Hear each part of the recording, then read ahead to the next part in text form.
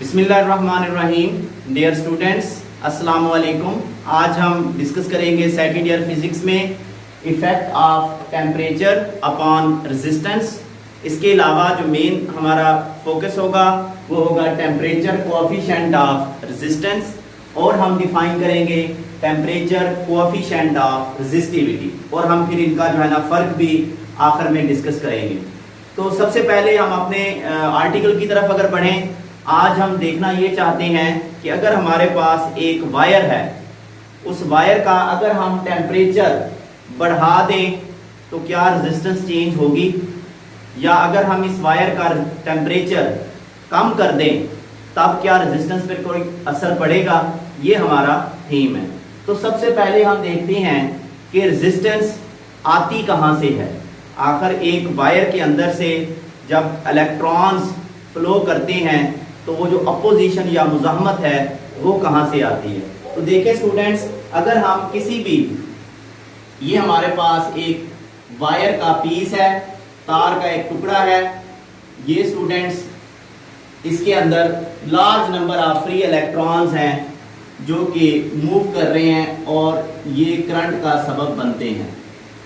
अब इसी मेटल की वायर के अंदर एटम्स भी होंगे, ये एटम्स हैं लाइक दिस।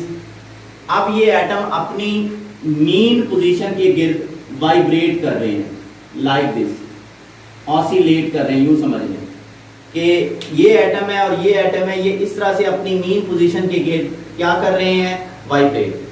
अब देखना है टेम्परेचर का इफेक्ट। अगर मैं इस वायर को टेम्परेचर दूंगा, अब टेम्परेचर देने से होगा क्या, जैसे ही टेम्परेचर देंगे तो इन एटम्स की काइनेटिक एनर्जी, बल्कि इन इलेक्ट्रॉन की भी काइनेटिक एनर्जी बढ़ जाएगी, और इनका जो वाइब्रेशन का एम्पलीट्यूड है वो बढ़ जाएगा। मीन्स टू से ये एम्पलीट्यूड जो पहले सिर्फ इतना सा था वाइब्रेट करने का, अब वो इतना हो चुका है।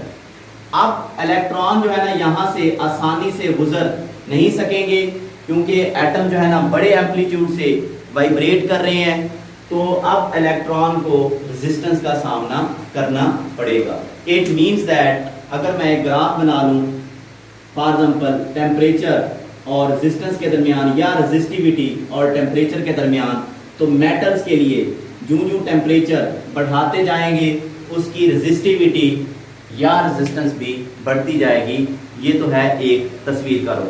कुछ ऐसे मेटल भी देखेंगे जिनकी रेजिस्टेंस टेम्परेचर से कम भी होंगी, वो भी हम आखिर में डिस्कस करेंगे। खैर फिलहाल आपने यही पैराग्राफ डिस्कस करना है कि in metal the current is due to the flow of free electrons when temperature is increased, then the vibrating amplitude of atoms also increase.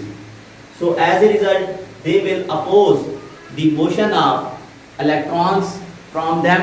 As a result resistance will increase. चलें जी, अब हमने इसको जो है ना अप्लाई करना है temperature coefficient of resistivity के ऊपर, रेजिस्टेंस के ऊपर। अब टेम्परेचर कोएफिशिएंट ऑफ रेजिस्टेंस क्या है स्टूडेंट, हमारे पास ये एक वायर है, ठीक है। हमने इसका टेम्परेचर देखा, फॉर एग्जांपल टेम्परेचर है 293 केल्विन। 293 केल्विन के ऊपर इस वायर की रेजिस्टेंस मापी, वो थी फॉर एग्जांपल 6 ओम से। हमने क्या किया, हमने इस वायर का टेम्परेचर बढ़ा दिया। कितना टेम्परेचर बढ़ाया, सिर्फ 1 केल्विन, यानी नया टेम्परेचर जो है दैट इज 294 केल्विन है। See that is temperature T2, that is temperature T1. अब 1 केल्विन का इजाफा कर दिया टेम्परेचर का। अब रेजिस्टेंस देखी तो रेजिस्टेंस है फॉर एग्जांपल 6.03 ओम। तो रेजिस्टेंस में कितनी तब्दीली आई है, रेजिस्टेंस में चेंज आई है 0.03 ओम। तो यही जो फ्रैक्शनल चेंज इन रेजिस्टेंस है पर केल्विन, यही कहलाता है टेम्परेचर कोएफिशिएंट ऑफ रेजिस्टेंस। तो डेफिनेशन करेंगे, द फ्रैक्शनल चेंज किसमें, fractional change in resistance, resistance में कितनी तब्दीली आती है पर केल्विन, 1 केल्विन टेम्परेचर के इजाफे से या कमी से is called temperature coefficient of resistance. Definition याद करेंगे। टेम्परेचर कोएफिशिएंट ऑफ रेजिस्टेंस को हम अल्फा से ज़ाहिर करते हैं। It is denoted by alpha, ये इसका सिंबल है, अल्फा से ज़ाहिर करेंगे। अब फर्ज करें हमारे पास ये जो वायर थी, इसकी जब टेम्परेचर है T0 से T0, तो इसकी रेजिस्टेंस है R0। इसी तरह जब हम टेम्परेचर कर देते हैं T केल्विन, तो रेजिस्टेंस हो जाती है, मान लें RT। तो जो चेंज इन रेजिस्टेंस है, चेंज इन रेजिस्टेंस, जाहिर है रेजिस्टेंस में तब्दीली कैसे मालूम करेंगे भाई, बाद वाली रेजिस्टेंस माइनस इनिशियल वाली रेजिस्टेंस, यानी RT माइनस R0। तो ये है हमारे पास चेंज इन रेजिस्टेंस का फार्मूला। एक्सपेरिमेंटली हमने देखा कि जो चेंज इन रेजिस्टेंस है, यानी RT माइनस R0, देखा ये गया है, ये डायरेक्टली प्रोपोर्शनल है R के। व्हाट डज इट मीन्स, या R0 के? इट मीन्स दैट शुरू में रेजिस्टेंस जितनी ज्यादा होगी उसमें चेंज भी उतना ही ज्यादा आता है। दूसरी चीज हमने देखी कि जो RT माइनस R0 है वो प्रोपोर्शनल है, यानी चेंज इन रेजिस्टेंस प्रोपोर्शनल है किसके? टेम्परेचर के इजाफे यानी T के। अगर हम इन दोनों को इकट्ठा कर दें तो हमें मिलेगा RT माइनस R0 इज प्रोपोर्शनल टू R0 T से। अब प्रोपोर्शनलिटी खत्म करेंगे तो हमारे पास यहाँ पे इक्वलिटी आ जाएगी और यहाँ पे कोई कांस्टेंट ऑफ प्रोपोर्शनलिटी, ये कांस्टेंट आएगा। इस कांस्टेंट अल्फा को हम कहते हैं टेम्परेचर कोएफिशिएंट ऑफ रेजिस्टेंस। ये टेम्परेचर कोएफिशिएंट ऑफ क्या है? रेजिस्टेंस है। अगर हम यहाँ से अल्फा की वैल्यू निकालें, बहुत ही आसान, वैसे भी आप डायरेक्ट बस वैल्यू याद कर लेना। एक दो न्यूमेरिकल है जो इस फार्मूले से सॉल्व भी करेंगे हम। तो हमारे पास अल्फा आ जाएगा, ये आपके सामने, ये पैरामीटर इधर आके डिवाइड कर दें तो ये बनेगा RT minus R0 over R0 T। तो ये है जी अल्फा का फाइनल फार्मूला। अब अगर हम इसके यूनिट्स देखें, बहुत ही आसान यूनिट्स हैं आपके सामने। ऊपर भी रेजिस्टेंस है, नीचे भी रेजिस्टेंस, तो रेजिस्टेंस के यूनिट तो कैंसिल हो चुके हैं, बाकी ये बच रहा है क्या? टेम्परेचर। तो टेम्परेचर क्योंकि डिवीजन में है तो इसके यूनिट्स बनेंगे पर केल्विन। तो टेम्परेचर कोएफिशिएंट ऑफ रेजिस्टेंस के यूनिट क्या हैं? पर केल्विन। अब आगे चल के हमने पढ़ना है temperature coefficient of resistivity. Student, बाकी चीजें वही हैं। हमने एक चीज पिछले टॉपिक में देखी थी कि रेजिस्टेंस और रेजिस्टिविटी डायरेक्टली प्रोपोर्शनल हैं। ठीक हो गया? अगर डायरेक्टली प्रोपोर्शनल हैं, इट मींस दैट कि हम जो है ना अल्फा का फार्मूला यूं भी लिख सकते हैं, alpha is equal to rho T minus rho naught over, देखे ना जहां पे R लिखा हुआ है वहां पे रेजिस्टिविटी लिखते हैं बस, ओवर रो नॉट टी। ये फार्मूला बन जाएगा टेम्परेचर कोएफिशिएंट ऑफ रेजिस्टिविटी का। अगर इसकी हम डेफिनेशन करेंगे वो इससे भी आसान है। क्या डेफिनेशन बनेगी? कि फ्रैक्शनल चेंज इन, यहां से रेजिस्टेंस हटा दें और रेजिस्टिविटी लिख दें बस, तो ये डेफिनेशन बन जाएगी।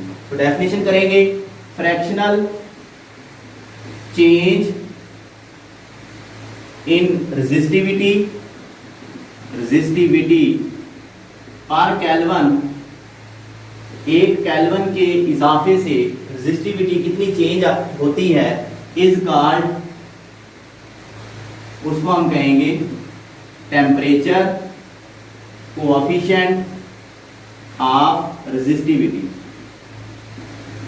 ये आपने डेफिनेशन याद करनी है। इसको भी हम आपके सामने अल्फा से जाहिर करते हैं। इसके यूनिट्स भी वही हैं जो यहाँ पे पढ़े थे, यानी इसके भी केल्विन इनवर्स।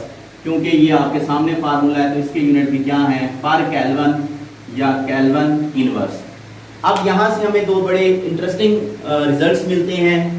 एक रिजल्ट तो मुझे ये मिलता है कि मुख्तलिफ मेटल्स, जैसे ये फॉर एग्जाम्पल 2 डिफरेंट मेटल्स हैं, इनकी रेजिस्टिविटी सेम हो सकती है, मगर इन दोनों की जो टेम्परेचर कोफिशिएंट ऑफ रेजिस्टिविटी है वो सेम नहीं हो सकती।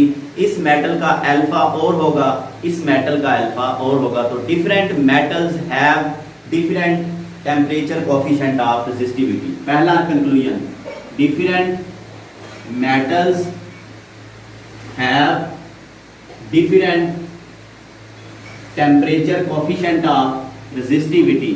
उनका टेम्परेचर कोफिशिएंट ऑफ रेजिस्टिविटी क्या होता है, डिफरेंट होता है। यानी दो मेटल्स को हमने डिफरेंशिएट करना है, अलग करना है, तो हम उनका जो है ना अल्फा की मदद से, टेम्परेचर कोफिशिएंट ऑफ रेजिस्टिविटी की मदद से हम इस मेटल और इस मेटल को क्या कर सकते हैं, अलग अलग कर सकते हैं। चलें जी, दूसरा, कुछ हमें ऐसे मटेरियल्स भी मिले हैं, देयर आर सर्टेन मटेरियल्स जिनका अल्फा जो है टेम्परेचर के बढ़ने से उनकी जो रेजिस्टेंस है वो उल्टा कम हो जाती है, क्योंकि तो बढ़ती है, हमने ये ग्राफ बनाया था। लेकिन ऐसे मटेरियल्स भी हैं जिनकी रेजिस्टेंस क्या होती है, कम होती है, जैसे कि सेमीकंडक्टर्स हैं। सेमीकंडक्टर समझ लें या यूँ समझ लें, क्या नाम है, सिलिकॉन, जर्मेनियम, ये जो ग्रुप हैं, 4th ग्रुप है, इनकी रेजिस्टेंस डिक्रीज होगी, रेजिस्टेंस डिक्रीज होती है, decrease with increase in temperature, with increase in temperature. तो हम इनका जो अल्फा होगा, अल्फा मीन टेम्परेचर कोफिशिएंट, वो नेगेटिव होगा। तो इनका जो टेम्परेचर कोफिशिएंट अल्फा है वो क्या होता है, नेगेटिव होता है। तो इसका अगर हम ग्राफ बनाएंगे मटेरियल्स डिफरेंशिएट करने का, से मेरे पास ये अलोंग एक्स एक्सिस टेम्परेचर है, अलोंग वाई एक्सिस रेजिस्टिविटी है, ये मेरे पास एक मेटल का ग्राफ है, ये मेरे पास फॉर एग्जांपल दूसरी मेटल का ग्राफ है। ये देखो, इसका अल्फा की कीमत डिफरेंट आएगी और इसका अल्फा की कीमत क्या आएगी, डिफरेंट। तो दोनों में हम फर्क जो है ना इजीली कैलकुलेट कर सकते हैं। This was something about effect of temperature upon resistance. तो हमने देखा कि वाकई ही रेजिस्टेंस का असर होता है, टेम्परेचर का असर होता है रेजिस्टेंस के ऊपर, वो हमने रेजिस्टेंस के ऊपर भी देखा है और फिर रेजिस्टिविटी के ऊपर भी देखा है। अपना ख्याल रखिएगा, अल्लाह हाफिज़।